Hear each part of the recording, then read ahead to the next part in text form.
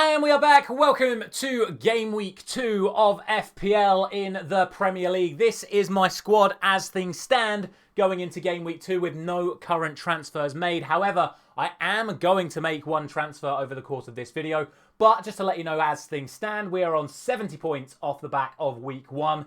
And going into Week 2, we do have a very, very strong squad. So much so that I have currently benched Ollie Watkins going into this game week. I think it's a tough game for Villa, and I do really rate the chances of all of the other players that I've got on my screen. Plus, as I mentioned, I'm about to make one change. Firstly, it is worth noting, as I mentioned on Tuesday morning's video, Diogo Jota's price has now gone up to 7.6. So if you did not get him until this morning, unfortunately, you have missed the chance to get him for 7.5, which might mean you are now unable to afford him if you were going to switch him in for a 7.5 million midfielder. He is not the one that I'm going to go for. Also worth noting, new signing for Bournemouth, Evan Nilsson, is only 6 million. For me, that is an absolute bargain. The only issue I have is that Bournemouth's fixtures right now are not necessarily the greatest. Newcastle, Everton he could do well, Chelsea, Liverpool, Southampton and Leicester he could then do well in those two. But really want to be looking at him around this week. Game week 11, Brentford, Brighton, Wolves, Spurs, Ipswich, West Ham, Man United, Palace, Fulham, Everton. That's where he's got a really nice run of fixtures. So I would say keep an eye on him for now, but for 6 million, that could be a real bargain. When you're looking to switch out the likes of Wood or Armstrong or Muniz or Vardy or someone like that, Evan Nilsson has got a good run of fixtures come game week 11. So I think for 6 million, he is a good pick. But he is also not who I'm going to be transferring in this week. For me, it is a toss-up between who I take out in regards to Cole Palmer and Bukayo Saka, which is a mental thing to say considering how good the pair of them are.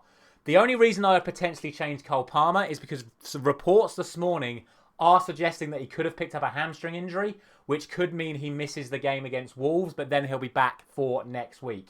However, I'm going to stick with Cole Palmer because I just think the contribution he could get against Wolves, if he does play, outweighs the contribution that Saka could make against Villa. Which actually means that in game week 2, I am going to transfer out Bukayo Saka, which might be an incredibly controversial thing to do. Because if you look at his information, obviously 12 points in the opening game week. He was my captain, got me 24 last week. But this is the point, right? Villa away, Brighton at home, Spurs away, Man City away. Absolutely, one in back for Leicester at home, Southampton at home. But that is a run of fixtures there where I really think Bukayo Saka may struggle. And the player that I want to bring in, I think has to do better than Saka this week without any shadow of a doubt. And that is Phil Foden.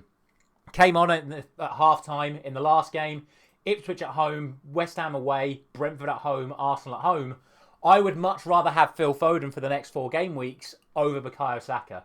And it gets me an extra 0.5 million in the bank. Should I wish to switch out, say, an Adam Armstrong for an Evan Nilsson, as I've already mentioned, or potentially upgrading an Eze or a Bruno Fernandes or a Pedro Porro if he is in fact injured. So that is a transfer that I am going to lock in right now.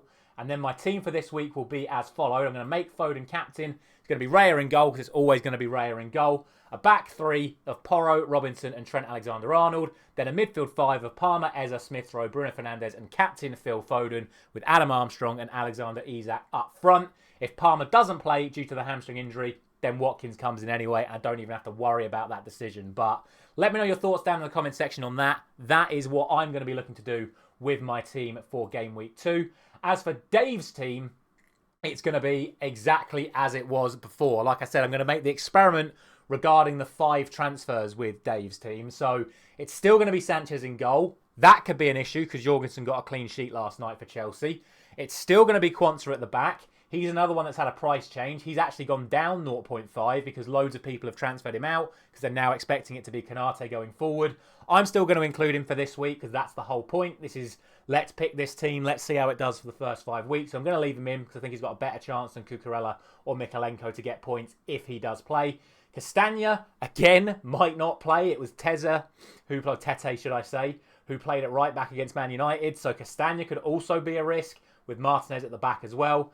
A midfield 4 of Gordon, Gibbs, White, Salah and Nkunku. Then a front 3 of Muniz, Haaland as captain and Solanke as the other forward. Like I say, substitutes Cucurella, Rice and Mikolenko will all play. So if players don't play like Quansah and like Castagna, then at least I'll have people coming in. And again, Sells will play against Southampton if Sanchez doesn't play as well. But that is what I'm going to go for.